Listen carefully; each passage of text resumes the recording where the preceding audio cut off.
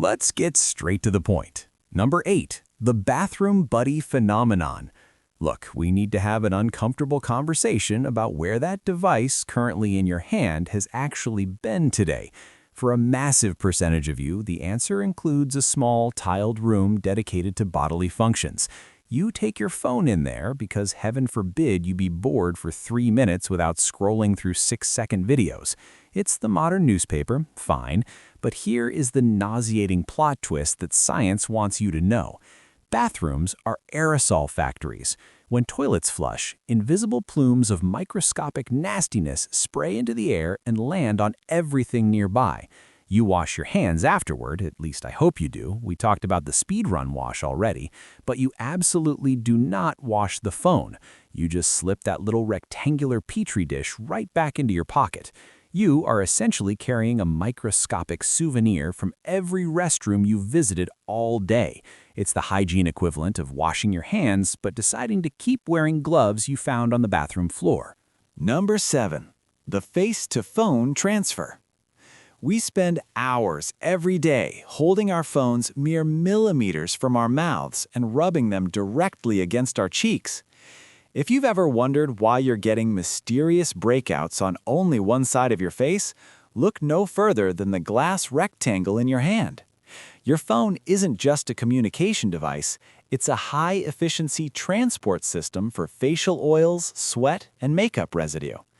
When you press that screen to your skin, you're creating a seal that traps heat and moisture, which is basically an all-you-can-eat buffet for the bacteria already living on your phone's surface. Science calls this acne mechanica, but we can just call it phone-induced skin sabotage. You wouldn't rub a public bus window on your face for 20 minutes, but that's essentially what you're doing during a long phone call. The friction and the grime cocktail you've spent weeks cultivating on that screen are being forced into your pores. Unless you enjoy paying your dermatologist for a problem you could solve with an alcohol wipe, it's time to reconsider how close you let that device get to your pores. Number 6. The smartphone sauna effect. Have you ever noticed that your phone gets a little warm while you're doom scrolling or playing that game with the matching candies? You might think that's just a sign of a hard-working processor, but to a colony of bacteria, that warmth is basically a heated luxury pool. Scientific reality check. Bacteria thrive in temperatures between 40 and 140 degrees Fahrenheit. Your phone, especially while tucked into the dark, cozy cave of your pocket or pressed against your warm palm, sits right in that danger zone sweet spot. While you're out living your life, your phone is doubling as a portable laboratory incubator, helping those microbes grow and multiply at a rate that would make a biology teacher proud. We touch our phones an average of over 2,600 times a day. Every touch is a new delivery of moisture, dead skin, and microscopic snacks for the tiny inhabitants of your screen. You aren't just carrying a gadget, you are carrying a thriving ecosystem that you're keeping warm and well-fed. It's like having a high-tech hamster, except it's invisible, covered in germs, and constantly screaming for more data.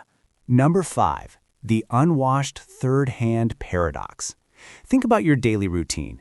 You go to the gym, you touch the subway pole, you shake hands with that guy who definitely didn't wash up, and then you diligently scrub your hands with soap for 20 seconds like a responsible adult.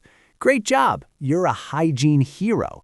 But then, literally 3 seconds after drying off, you reach into your pocket and grab the phone you were touching during that entire germ-filled commute. Congratulations! You just reinfected yourself with everything you just washed away. Scientifically speaking, our phones have become an extension of our anatomy, a third hand that we never, ever wash. We handle them while eating, while cooking, and while laying in bed, yet the idea of cleaning them feels like a chore. Research indicates that a smartphone can carry 10 times more bacteria than a public toilet seat, yet we would never dream of eating a sandwich off a toilet lid. We treat our screens like they are magically sterile because they look shiny, but that shine is just a polished layer of yesterday's grime. Stop the cycle. Clean your smartphone. Number 4. the Gourmet Germ kitchen trap. We've all done it. You're trying to impress someone with a complicated pasta dish, so you have your phone propped up on the counter to read the recipe.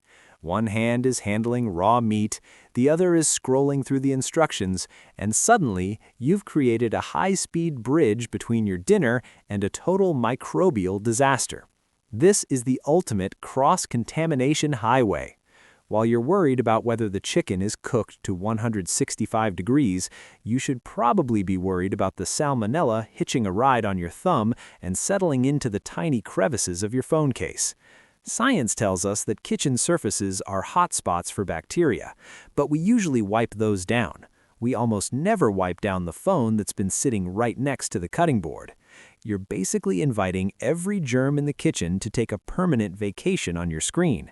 If your phone could talk, it would tell you that your meal is a collaborative project between you and unseen guests. It's not seasoning, it's a digital health violation.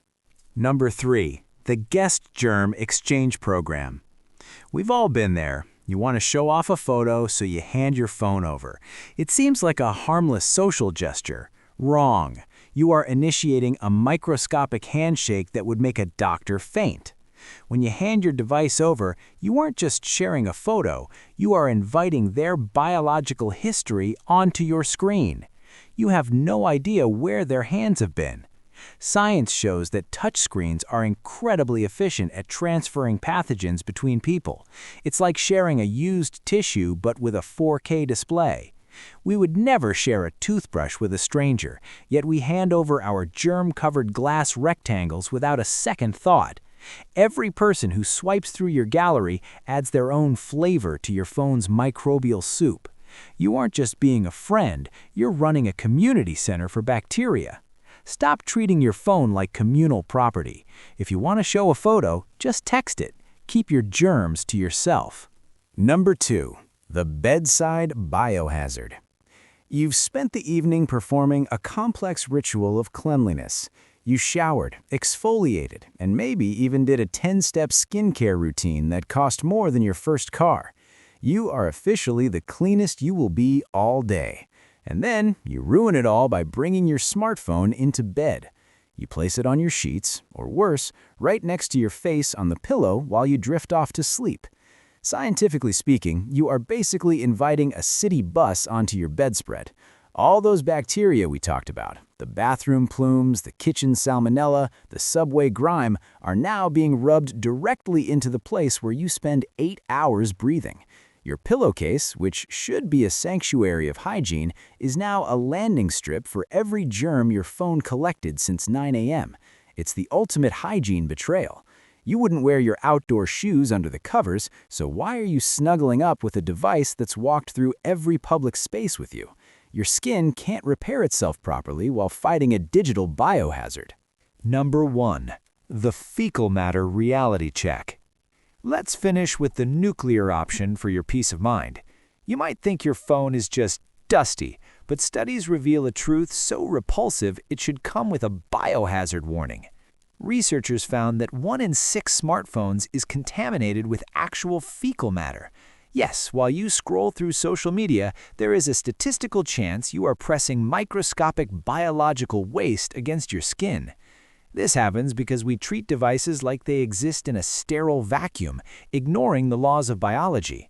Most people clean their screen by wiping it on a sleeve, but that is just reorganizing the grime into a more artistic, shiny pattern.